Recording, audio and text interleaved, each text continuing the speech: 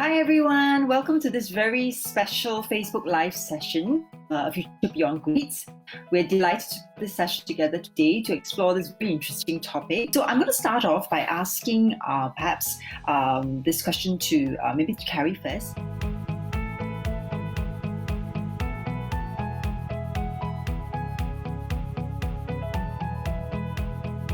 Yeah, I mean, first of all, I think grades alone definitely do not, they're not the only thing that determines success. And there's so much evidence of that in society. I know people who became directors at Google and they never went to university. I know people with a couple of master's degrees and, they work in some job that is way, way below their capability. So I don't think it's an absolute determinant. I do think education has a very clear role. First of all, it gives you a certain amount of discipline. I mean, just in the sense that you have to get up and go somewhere and hand in homework on time and, listen to the teacher and so on. You do learn collaboration, with projects and team activities and so on in school. But hopefully what it would do also is sort of teach you to learn. Like to me, it's sort of learning how to learn.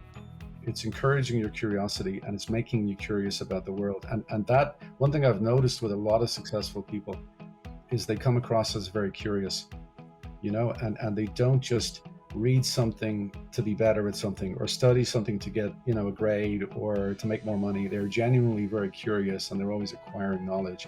So hopefully school kind of, is a platform for that. But Google used to very heavily look at grades in the hiring process, which school you went to and which grades you got. And we did away with that some years back. I think it was about maybe 8 or 9 years ago, because we found it didn't really correlate with, with successful performance after somebody joined the company.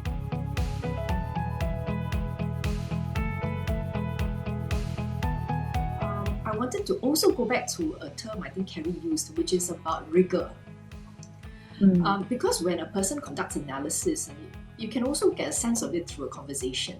When you explore a topic together, how does that person arrive at his or her deductions and conclusions?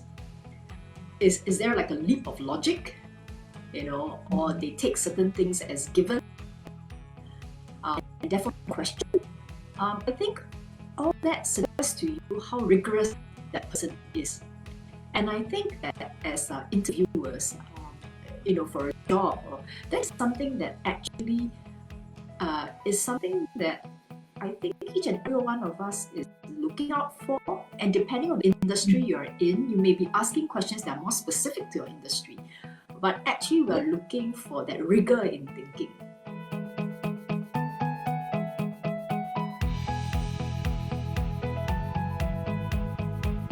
We're not interested, it's not a right or wrong answer. It's more like, is there a structure to your answer that makes sense? And can you defend that position? Is there a logic to it, And we look at other things. We look at leadership. We do look at what experience you have, if it's not a new grad role. But again, we're very careful not to limit ourselves too much to people from a certain industry or people from a certain school or people from a certain type of company. And even though the cultural fit is very important, we do have a set of values, and I think companies do want to hire for values, because that is kind of how you get your culture. So we're always interested in what are you going to bring that's different? Not different like against our values, but different meaning different perspective, different background, different way of communicating, different way of thinking. Could be different industry knowledge, technical skills, language. That's we call that culture add. It's a concept that we use in the recruiting process.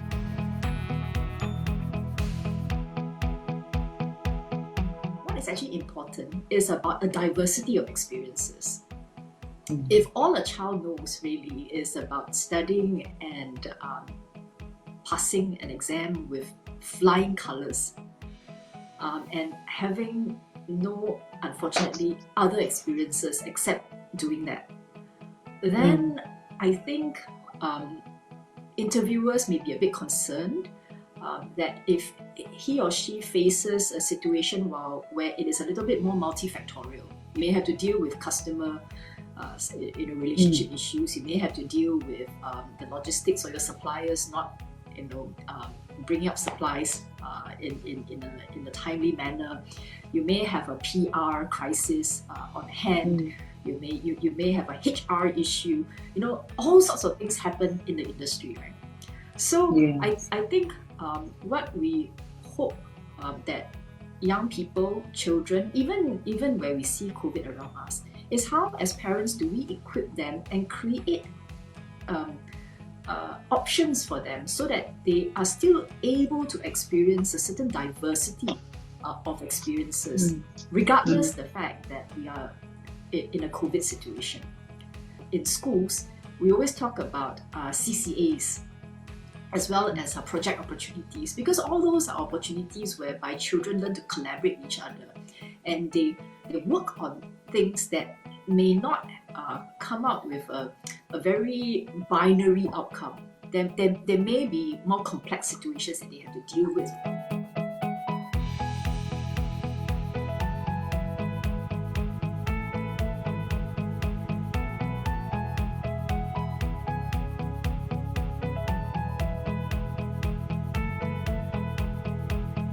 I figured out along the way. I did my part-time, my diploma, and went all the way to did my master's, all part-time. I paid for myself and everything and stuff like that. So, but even along the way, I still don't know what success looks like, right? I'm just going through the motion of an employee, right? Or of someone who just needs to work to fit, and everything and stuff like that. But yeah, things change. I met my ex-girlfriend, who's my wife now. Then I heard I have a kid, 2 kids, and everything and stuff like that. So now, as a parent, you look things very different, right? When you look at success, you say, oh, for me now success is really like potentially being able to provide for my child, right? For their education, for their support, anything that they want to try, right? Carrie was saying, to like rock band or whatever and stuff. But yeah, they're going to bring down the house playing a drum or whatever. But if that's what they want, let them try, right? So it's the opportunity and ability to to provide. I think to me that's important. That is something that I would think that is success, right?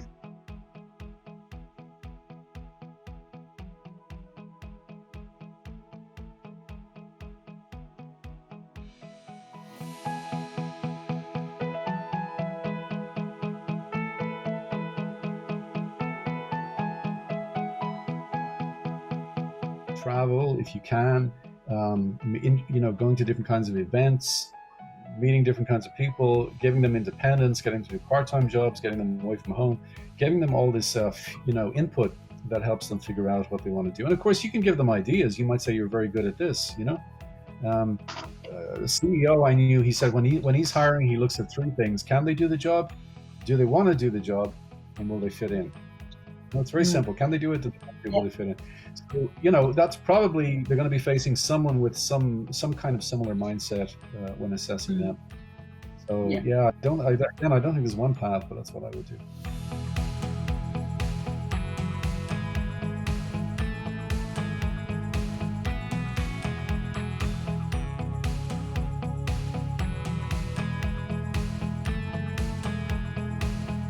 Is being creative, is really talk about, I totally agree with Carrie's point. If a CV that stands out actually talks about the person's experience of how much impact the person actually makes by just doing a simple job, right?